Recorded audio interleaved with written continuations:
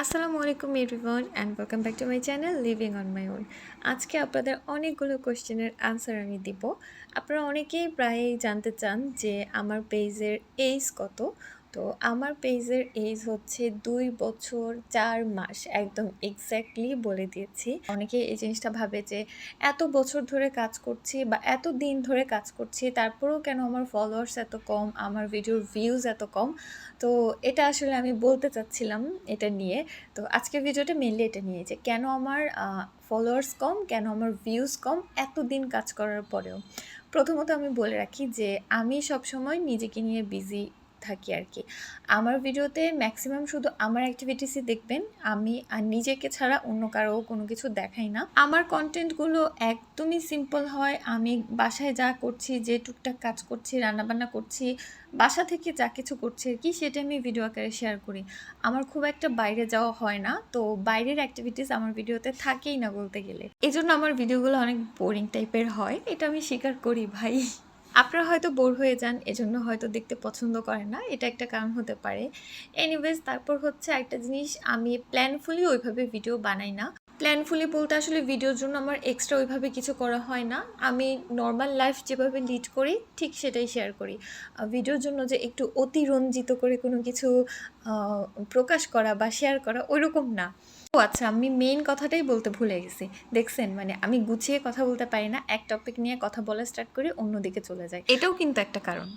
Main কারণটা হচ্ছে প্রথম 1 বছর আমি একদমই অ্যাক্টিভ ছিলাম না, একদমই না বলতে একদমই না। আমার যখন মুড হতো আমি তখন ভিডিও বানাতাম, তখন শেয়ার করতাম। হয়তোবা তখন দেখা গিয়েছিল আমি মাসে একটা ভিডিও দিয়েছিলাম, আর বা মাঝে মাঝে 2টা 3টা এরকমই। তো সেটা টোটালি আমার মুডের উপর ডিপেন্ড করতো। এমনও দিন গিয়েছে আমি টানা 2 মাস 3 মাস কোনো ভিডিও দেইনি পেজে। তাহলে আমার পেজ কিভাবে গ্রো করবে বলেন তো? প্রথম একটা বছর টোটালি নষ্ট করেছি, এটা কাউন্ট না করলেও হয়। আচ্ছা, দেন হচ্ছে যে কয়েকটা ভিডিও আমি ভ্লগ শেয়ার করব এই উদ্দেশ্য নিয়ে বানানো হয়, সে কয়েকটা ভিডিও কিন্তু অনেক ভিউ হয়েছে, অনেক ভিউ হয় আর কি। আর যেগুলো আমার রেগুলার লাইফ নিয়ে থাকে সেগুলো তত একটা ভিউ হয় না। আর একটা জিনিস হচ্ছে, আমি ওই যে বললাম না যে আমি শুধুমাত্র নিজেকে নিয়ে ব্যস্ত থাকি। আমার আমি কন্ট্রোভার্সি টাইপের কোনো ভিডিও বানাই না। আর ট্রেন্ডিং টপিক যেগুলো, হ্যাঁ, সেগুলো নিয়ে আমি কথা বলি না, বা মানে ডিমান্ড অনুযায়ী আমি ভিডিও বানাতে পারি না। যখন যেই টাইপের ভিডিও ট্রেন্ড চলতেছে আমি সেই টাইপের ট্রেন্ডগুলো ফলো করে ভিডিও বানাতে পারি না। বা যখন যেই বিতর্কিত বিষয়গুলো চলছে, বিতর্কিত কিছু মানুষকে নিয়ে, তো আমি ওদেরকে নিয়ে কখনোই কথা বলি না। আমার আসলে এই টাইপের ভিডিও আমার কখনো বানানো হয় না আর কি। আমি কন্ট্রোভার্সি টাইপের ভিডিও বানাই না, হয়তো এই জন্য আমার ভিউজ অনেক কম।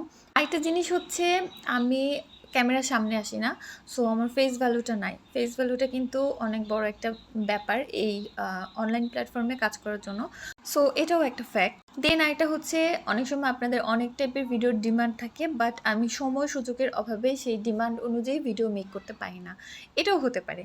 এরকম আরও অনেক কারণ আছে, কিন্তু আমার এই সিম্পল ভিডিও দেখে আপনারা যারা আমাকে ভালোবাসেন সেটাই আমার কাছে অনেক কিছু।